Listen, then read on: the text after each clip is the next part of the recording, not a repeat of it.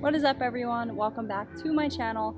Today's video I am going to talk about a few things that you should be aware of when you're buying a Jeep Gladiator, issues that I've run into, actually all kind of within the past 2-3 weeks. They all kind of just hit me at once. It's going in on Wednesday to get everything fixed. Hopefully it's all covered under warranty. Should be, because none of this is my fault. If you know me, I take very good care of my Gladiator. This thing is my baby. But regardless, I'm just going to show you some of the things that you should know that can happen to your Jeep Gladiator if you have it. So yeah, let's go. First thing to be aware of when you're buying a Jeep Gladiator, now this can happen regardless of how good you take care of your paint. My paint is usually always spotless. I know my Jeep is filthy right now, but I wax it, I wash it all the time. So I take very good care of the paint, and for this to happen, it's very frustrating. So what we have is some good old aluminum abrasion. Let's see if I can get a close up of this here. Kind of hard to see, but just right there. It's not a lot, like I know it's not the end of the world, but when you take very good care of your paint and that happens, it's very frustrating. So like I said, that's the most annoying thing that I've ran into. I don't think it's anywhere else. I honestly haven't really looked. Yeah, I mean, I don't see it anywhere else. And then, I mean, while we're on the topic of paint quality on these is horrible. This actually happened when I still had my all-terrains, before I had my BPL mud-terrains with the spacers. But I literally have a rock chip right there. Not very big, I know, I'm probably just being dramatic. But like I said, my paint, I am very crazy when it comes to it. I don't like any scratches, nothing. So to have 2 issues wrong with my paint in a little over a year of having it, very frustrating. But anyway, goes in Wednesday to get all that fixed, so hopefully I don't run into that issue ever again. But now moving on to the interior, I'll show you what happened last week while I was driving. Okay, so looks normal, right? Okay, you're driving and the sun's in your eyes. Okay, looks normal. Put it up a few times and it just hangs down. Yeah. And the other day, it wasn't even latching onto this. Like, I don't know what was happening, but it wasn't sticking. So I was driving and this little thing was just flopping around as I'm driving. So, not very safe, Jeep. Should make sure your shit's in check.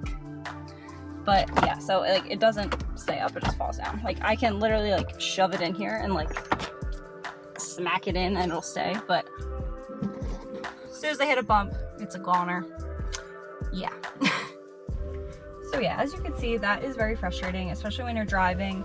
And like, if you're like me, I forget my sunglasses a lot.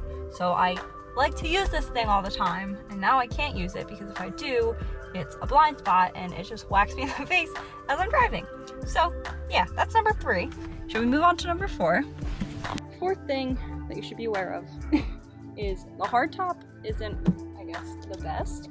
Now I know part of this is my dad's fault. He was getting in my Jeep and for some reason he decided to grab this instead of the handle. Don't ask me why, I had no idea. So now my hardtop is just chilling. It's like the glue came apart and this whole bottom part is cracked. So yeah. I know it's not like the end of the world, but I don't know. Just to have a brand new car, 4 things wrong with it already, and none of them are my fault. It's very annoying. I mean, I guess the 5th thing too, this happened to me when I think I had the Jeep for like a month, maybe not even. My boyfriend was driving it and a tiny rock came up and cracked the windshield. So I mean, I know it's a Jeep thing that the windshields suck and they always crack, but like to have it for however many weeks I had it and the windshield cracked, I was like, you've got to be kidding me. But so yeah, those are 4 things just to be aware of when you're buying a Jeep Gladiator. It can happen. Hopefully it doesn't happen to you, but thankfully most of it, if not all of it, is going to be covered under warranty, so you won't have to pay out of pocket for it. But like I said, just very frustrating. You don't want to have a brand new car and all of these issues happening to you, especially all at once, like with me.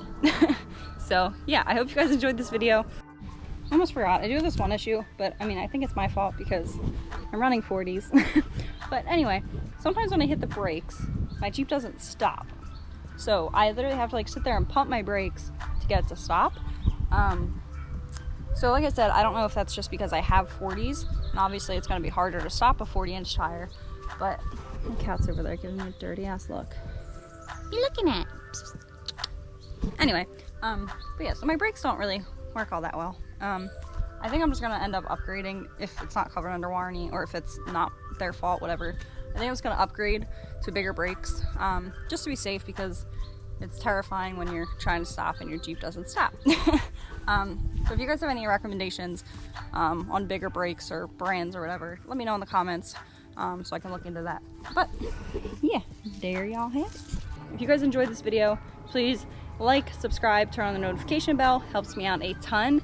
And let me know in the comments if any of you guys have run into any of these issues, or just tell me what issues in general I guess you've had with your Jeep Gladiator. Just curious if it's just me or if a lot of you have these issues. So yeah, until next time, see y'all later.